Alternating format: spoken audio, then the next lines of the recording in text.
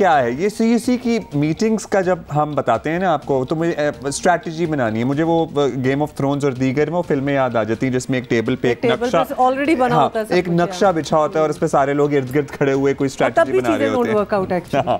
लेकिन इस दफा सोचते इनसे पूछते साहब बताइएगा, पाकिस्तान पीपल्स पार्टी ने ऐलान किया था कि भाई आज से हुकूमत के जाने की कहानी शुरू हो जाएगी, तो ये कहानी कैसे शुरू होगी थोड़ा बताइए, क्या इरादे हैं, क्या प्लान है? हुकूमत को आपने घर भेजना है, लेकिन कैसे भेजेंगे?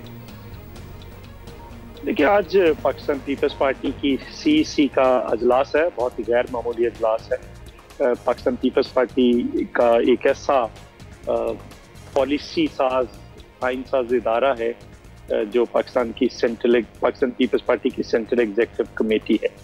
उसके अंदर आज एजेंडा है जिसको हम सामने रखकर डिस्कशन कर रहे हैं कि एक तो एजिटेशन, जो प्राइस हाइक है, जो कीमतों में इजाफा है, लोगों के ऊपर जो बोझ पे बोझ डाला जा रहा है, ऊपर से अभी ये मिनी बजट दे दिया गया है, तो इसके खिलाफ तहरीक को कैसे मुनज़्ज़म किया जाए। और सेकंड पॉइंट है कि किस तरह से हम इसको निकालें, इमरान खान की हुकूमत का खात्मा कैसे मुमकिन है।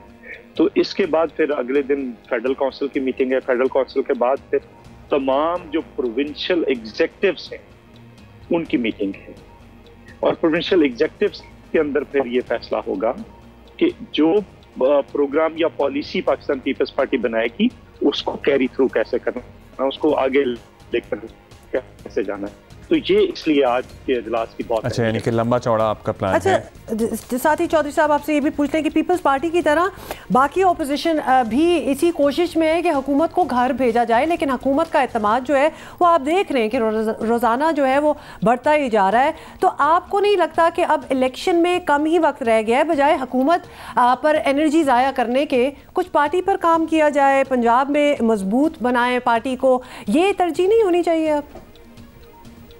देखिए, साइमल्टेनियस हम दोनों चीजें कर रहे हैं। पाकिस्तान पीपल्स पार्टी जो है वो प्रोविंस के ऊपर भी, स्पेशली पंजाब के ऊपर और केपी के ऊपर भी फोकस कर रही है। बलूचिस्तान में काफ़ी बेहतर सूरत हाल है पहले से। तो ये इलेक्शन आपने देखा था लाहौर का, फिर लाहौर में बैठकर जो पॉलिटिक्स होगी, नेचुरली लाहौर क्या जो सियासी नर्व्स होते हैं वो लाहौर में उनका फैसला होता है। तो लाहौर में एक तो लीडरशिप को बैठना है, दूसरा लाहौर से सारी मूव होगी। तो इसलिए ये बड़ी इंपॉर्टेंट बात है। रही बात ये बात आपकी ठीक है कि अब तो सालों नहीं रह गए, महीनों रह गए, 18 महीने रह गए। अब 18 महीनों के अंदर इन्होंने क्या कर लेना है। लेकिन अलमिया ये है कि लोगों से अब गुजारा नहीं हो रहा। अगर आप किसी भी शोबे में देखें, मसलन अगर आप महंगाई को देखें तो महंगाई गरीबों के लिए तो 100% बढ़ गई है। आटा, चीनी, घी, बिजली, पेट्रोल, दालें, ये तो इसकी कीमतें तो डबल से भी ज्यादा होगी। तो लोग कैसे गुजारा करें? तो इसलिए हम ये समझते हैं कि इन्होंने लोगों को बिल्कुल मजबूर कर दिया है कि इनके खिलाफ उठा जाए। इसलिए ये तहरीक का हम आगाज कर रहे हैं, लोगों के हुकूक के लिए, लोगों के ऊपर जो महंगाई बेरोजगारी का बोझ डाला है उसके खिलाफ हम आवाज उठा रहे हैं। सॉरी साहब, लास्टली पीपल्स पार्टी अवामी एजुटेशन के साथ साथ बातचीत के दरवाजे भी हमेशा खुले रखने पर यकीन रखती है, और अब बिलावल साहब और जरदारी साहब ने पंजाब में डेरे लगाए हैं, वैसे तो काफ़ी दफ़ा इससे पहले भी लगा चुके हैं। तो मुस्लिम लीग काफ को क्या वेलकम किया जाएगा इस डेरे पर? इस सतह पर राबतों का कोई प्लान है आपका? देखिए, एक तो अपोजिशन आपस के अंदर राब्तों में है।